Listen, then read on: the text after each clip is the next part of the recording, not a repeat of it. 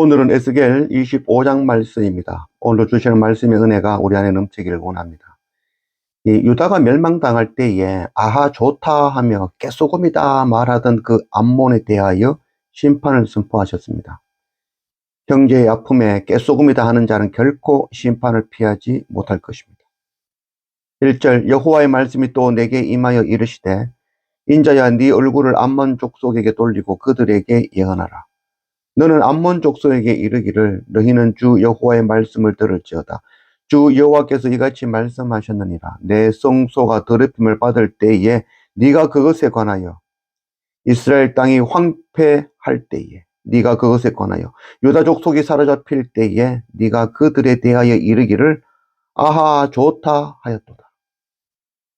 이 암몬은 오늘날의 그 요르단의 수도 암만의 옛 이름이 바로 암몬이죠. 암몬의 뜻은 근친이라는 뜻이죠.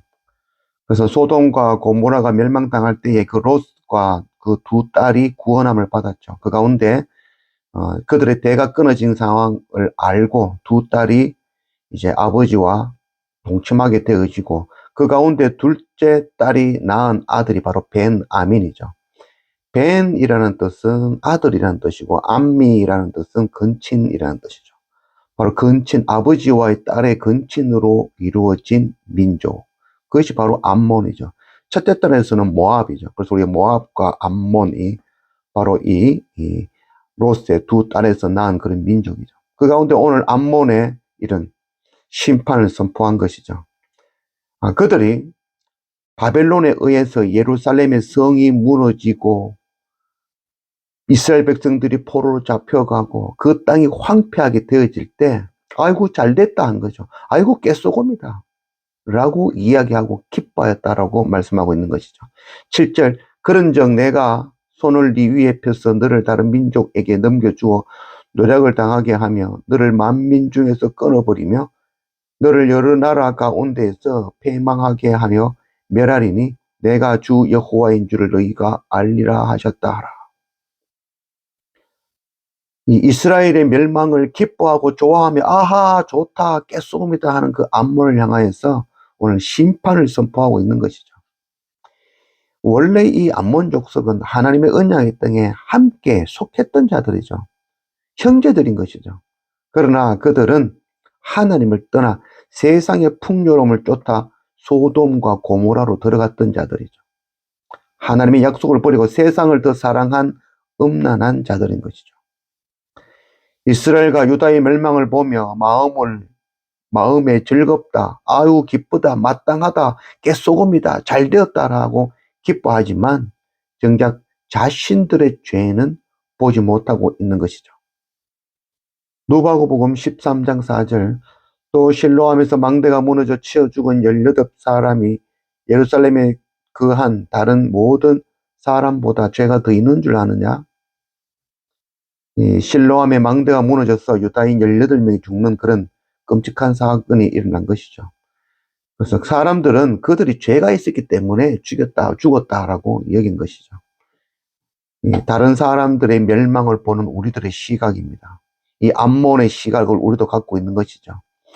이 말에는 나는 멸망하지 않았으니까 의롭다는 생각이 깔려 있는 것이죠. 저들의 죄에 의해서 하나님께서 심판당했구나. 나는 죽지 않았으니까 나는 의롭다라고 여기는 것이죠. 이런 마음이 우리 속에도 있는 것이죠.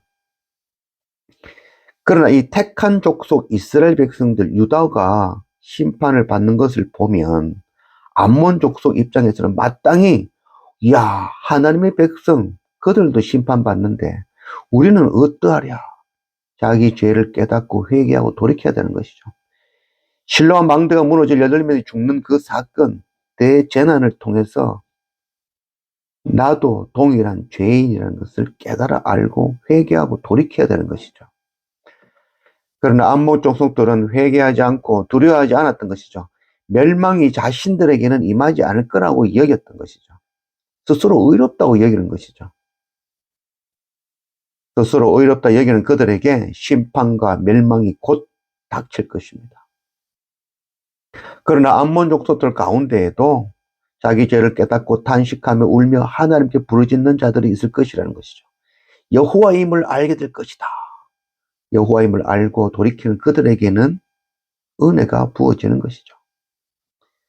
심판은 하나님으로부터 나오는 것이 아니라 하나님이 그들 가운데 없음으로 그들에게 임하는 것이 바로 심판인 것이죠.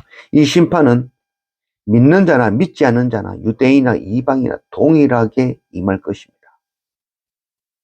그러나 고난을 허락하시는 하나님은 우리가 그 고난을 통해서 죽기를 바라시는 것이 아니라 그 고난을 통해서 죄를 깨닫고 돌이켜 생명을 얻게 하기 위하십니다.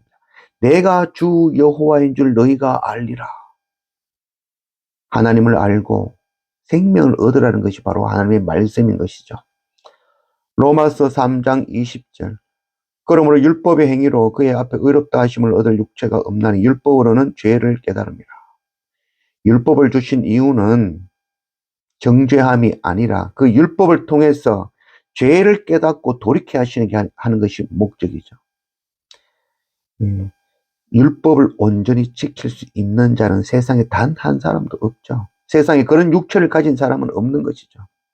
이 하나님의 법은 지키기 위함이 아니라 우리는 그 하나의 말씀도 지킬 수 없는 자, 철저한 죄인임을 깨닫게 하시기 위함인 것이죠.